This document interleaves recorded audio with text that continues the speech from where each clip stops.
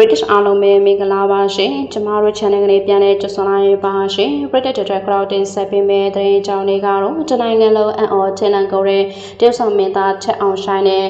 မင်းသမီးရွှေသမီးတို့ရဲ့သတင်းလေးပဲဖြစ်ပါရီမင်္ဂလာပါ British တွေထက်အောင်ဆိုင်ဟာမြန်မာဗီဒီယိုနဲ့ရုပ်ရှင်လောကတွင်ဘီလေးဇက်ရုပ်ရောဇက်ဖို့ဇက်ရနေရများတွေပါပိုင်နိုင်စွာတရုတ်ဆောင်တဲ့တူတူဖြစ်ပြီး British အခိုင်အမာရရှိထားတဲ့တရုတ်ဆောင်ကောင်းတူဖြစ်ပါရီ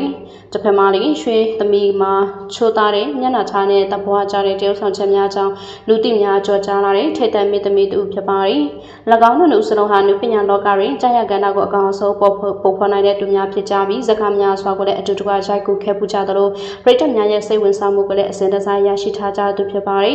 ထက်အောင်ဆိုင်ဒီအနုပညာလှန်ခီတခြားတွင်စူးစမ်းအားထုတ်မှုတွေကြောင့်နေရာတနေရာကိုရရှိထားတဲ့ကဲ့သို့ရွှေသမီးဒီလည်းအကယ်ဒမီဆုအတွက်ပါတစ်ပြင်းကြီးတမတ်ခံရလေရှိတဲ့အရေးချင်းရှိတဲ့သူတစ်ယောက်ဖြစ်ကြောင်းသိရှိရပါတယ်၎င်းတို့ရဲ့လှုပ်ရှားမှုတဟာမြန်မာအနုပညာလောကတွင်ထင်ရှားတဲ့မှတ်တိုင်များအဖြစ်သိရှိနေကြဆဲပဲဖြစ်ပါတယ်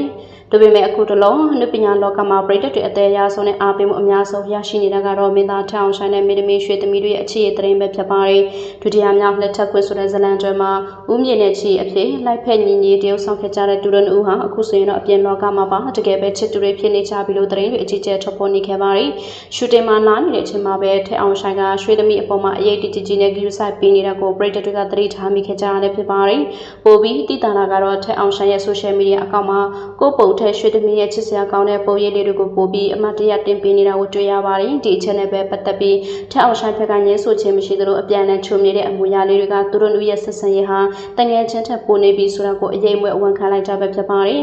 နှစ်ယောက်စလုံးကလည်းနာမည်ပြက်ကင်းရှင်းပြီးအလုပ်ကြိုးစားတဲ့လူငယ်တွေဖြစ်လို့တနိုင်ငံလောကပရိသတ်တွေကတော့သူတို့ရဲ့အသွဲလေးကို100%သဘောတူနေခဲ့ကြရလည်းဖြစ်ပါတယ်ဟုတ်ကဲ့ပါပရိသတ်တွေနေရတရုတ်ဆောင်မင်းသားထအောင်ဆိုင်နဲ့ရွှေသမီးတို့နှစ်ယောက်ကိုသဘောတူကြလားဆိုတော့ comment မှာရေးသွားခဲ့ကြပါဦးရှင်